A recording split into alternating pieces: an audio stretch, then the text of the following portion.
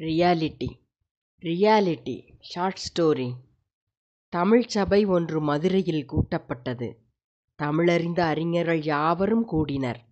60களில் ஜனித்தவர்கள் ஒருபுறமும், இப்போது வயதில் 20களில் இருப்பவர்கள் மறுபுறமும் விவாதங்களும் கருத்துப் பரிமாற்றங்களும் சிறிய சொற்பொழிவுகளும் நிகழ்ந்தன. அவை நிறைந்து வழிந்தது. முதியவர்கள் பலரும் தங்கள் காலத்தில் கோவில் விசேஷ தினங்களில் நடந்த பட்டிமன்ற விழாக்கள் பற்றியும், விவாதக் கருத்துக்களின் ஆழங்கள் பற்றியும், புராண இதிகாச இலக்கிய கருத்துக்கள் புழங்கும் விழாக்களாக அன்று நடந்த நிகழ்வுகள் பற்றியும் அலசினர்.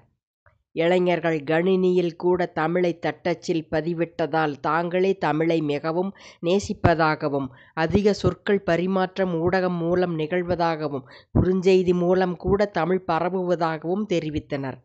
மேலும் பழக்க வழக்கங்கள் பற்றியும் உடை நாகரீகம் பற்றியும் பேச்சுக்கள் நிகழ்ந்து கலகலப்பாக நிகழ்ச்சி சுவாரஸ்யமாக போய்கொண்டிருந்தது. அப்போது பேச்சு வழக்கு பற்றிய விவாதமும் வந்தது. முதியவர்கள் தங்கள் பெற்றோர்க்கும் பெரியவர்களுக்கும் பணிந்து நடந்ததையும் கடுஞ்சொல் பொறுத்ததையும் கூறினர். இளைஞர்கள் மிகவும் திரண்டெழுந்து தாங்களே முதியவர்களை விட மிகவும் வாழ்வை போராடி எதிர்கொள்ள பாடுபடுவதாகவும், சுயமாய் உழைப்பவர்கள் இளைஞர்களே அதிகம் என்றும், பல தேசம் சுற்றி பொருளீட்டி கல்வி செல்வம் இரண்டின் சிறப்பையும் உணர்ந்திருப்பதாகவும் உரைத்தனர்.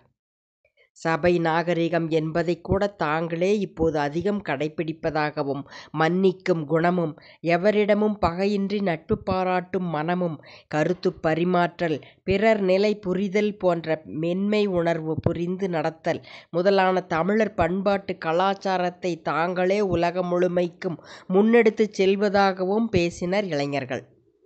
ஆளாளுக்கு மிகவும் அதிகம் பேசி ஓய்ந்தனர்.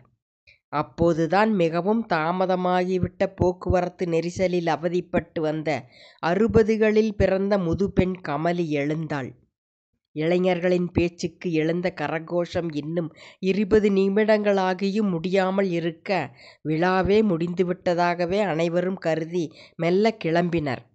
விழா ஏற்பாட்டினரும் மேடையை அணுகினர். மிகவும் உற்சாகமாக அனைவரையும் இளைஞர்கள் பாஷையில் பெருசுகளை ஜெயித்துவிட்டதாக ஆரவாரித்த இளைஞர்கள் அனைவரும் மகிழ்ச்சியில் திளைக்க, அப்போது ஒலிபெருக்கியில் ஒரு பெண்மணியின் குரல் கேட்டது. அனைவரும் நின்று கிளம்பியவர்கள் திகைத்து மீண்டும் வந்து அமர்ந்தனர். அந்த பெண்மணி கமலி பின்வருமாறு பேசினாள். எனதருமை மகள்களே, அமருங்கள். சற்றே கேளுங்கள் என் உரையை, பிறகு கூறுங்கள் உங்கள் முடிவுரையை. எங்கள் காலத்தில் நாகரீகமாக உடுத்தினாலும், அப்படி நாகரீகமாக கருதப்பட்ட உடை யாவும் இஸ்திரி போடப்பட்ட, பல வண்ணங்களால் ஆன, எம்பராய்டரி முதலான வேலைப்பாடுகள் செய்த என்ற அளவில்தான் அந்த உடை நாகரீகம் வியந்து பார்க்கப்பட்டது. உடல் தெரியப்படுத்தும் உடை நமது நாகரீகம் அல்ல. மேலும் முழுக்கை, அரக்கை, புஸ்கை, பிரில்கை என்றே பெண்ணின் ரவிக்கை இருந்தது தவிர கையே இல்லாமல் இல்லை.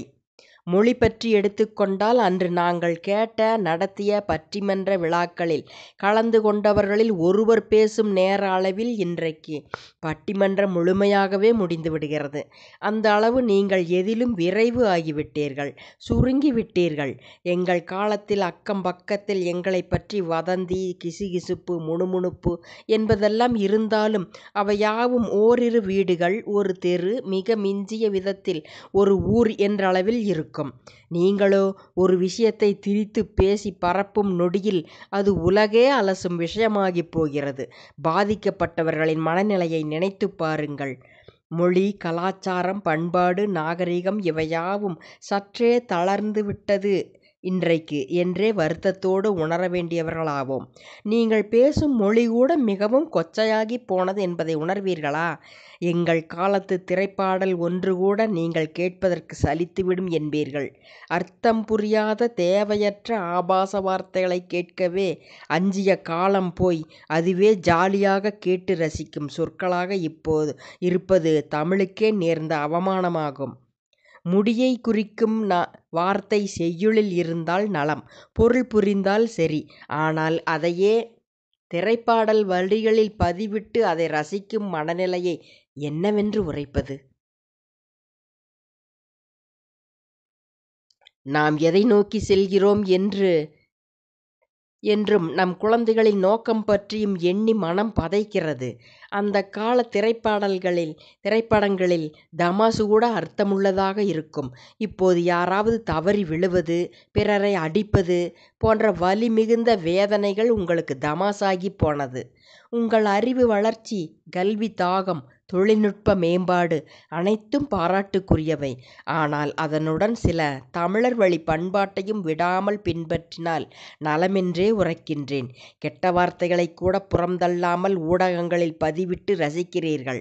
முன்னால் சிரித்து பழகி பின்னால் முதுகில் குத்துவது இப்போது சர்வசாதாரணமாகிவிட்டது.